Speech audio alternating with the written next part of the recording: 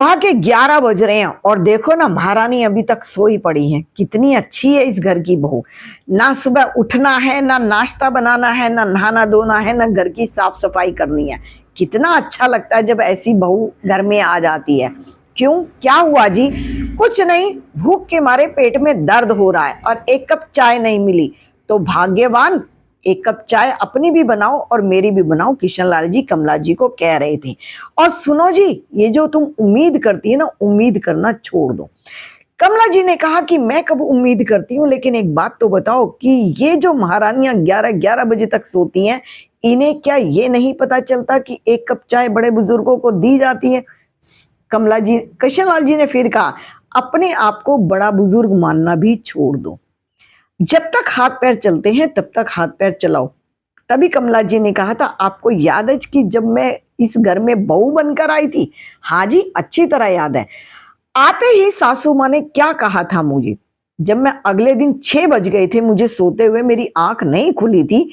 6 बजे थे, 6:30 भी नहीं बजे थे, और मेरी सास ने कहा था कि हमारे यहाँ दोपहर को झाड़ू नहीं दिखाते हैं, हमारे यहाँ सुबह सुबह झाड़ू लग जाती है घर के अंदर। सुबह की झाड़ू लगाना माने घर को साफ सफाई करके घर में लक्ष्मी आना। सुबह की झाड़ू लगाओ, उसके बाद नहाओ धो, उसके बाद भगवान के आगे जोत बत्ती करो, और इसके बाद नहाने के बाद ही रसोई में आना। सासू माँ ने पहले पहले ये नियम समझा दिए थे। किशनलाल जी ने कहा, तो ठीक है, मम्मी ने जो समझाया था वो आज तक आपने निभाया भी है और करा भी है, लेकिन आपने ये नियम क्यों नहीं बताए थे अपनी बहू को, जो नियम आपने करे थे? तब कमला जी ने कहा था कि मुझे ये लगा था कि जब बहू आई है तो मैं ऐसा व्यवहार नहीं करूंगी जैसा कि मेरी सास ने मेरे साथ किया था।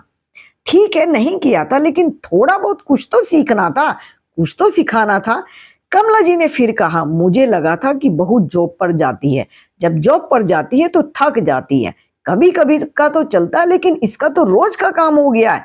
सुबह 10 बजे 11 बजे उठना, नाश्ता करना और भागते दौड़ते यहां से चले जाना। इसको तो लगता है सिर्फ 8 घंटे की नौकरी इसने की है, कोई दूसरा 8 घंटे की नौकरी करता नहीं है। ये घर तो मेरी समझ से बाहर हो चुका है। कमला जी ने कहा कि सुनते हो जी, मुझे लगा था कि ये अब थोड़ा सा संभल जाएगी, शुरुआत की बात है।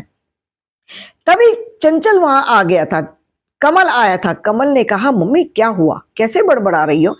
कुछ नहीं कमल, मैं सिर्फ ये कहना चाहती हूँ कि तुमने कभी इसको जितना सिर पे चढ़ाया है ना, वो मेरी समझ से बाहर हो रहा है। कमल ने फिर कहा, क्यों मम्मी, मैंने सिर पे क्या चढ़ा रखा है?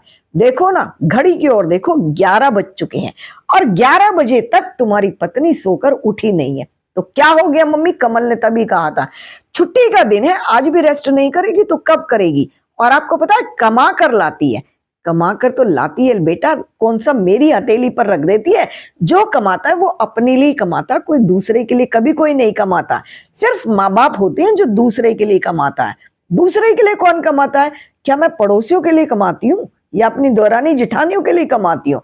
जो कमा रहा है वो अपने लिए कमा रहा है और अपने सुख पर ही खर्च कर रहा है। तभी बहू उठकर आ गई थी और उसने आवाज सुनी थी। क्या हुआ मम्मी जी? कुछ नहीं बेटा, मैं तो ये कह रही थी कि टाइम से उठ जाया करो, घर में कभी कभी तो अच्छा लगता है।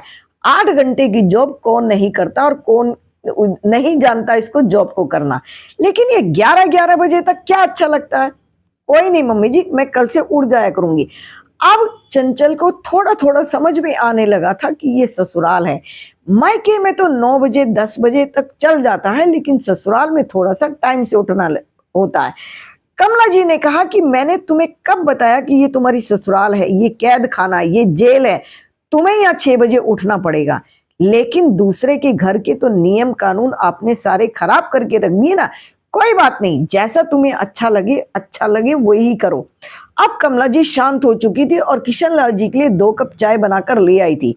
बैठकर दोनों जनों ने पी थी और दोनों ने एक दूसरे से वायदा किया था कि सुनो भाग्यवान, अगर आपको बुढ़ापा सुधारना है तो एक बात आराम से कान खोलकर सुन लो और पल्ले में गांठ मार लो कि उम्मीद किसी से भी नहीं करोगे।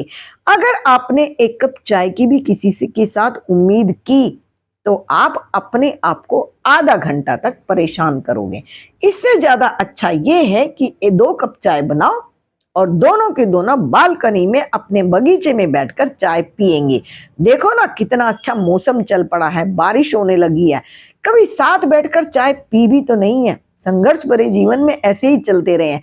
अब कमला जी और किशनलाल जी समझ चुके थे और समझ चुके थे कि अपनी जिंदगी अपने तरीके से जीनी है, उम्मीद किसी से भी नहीं करनी है।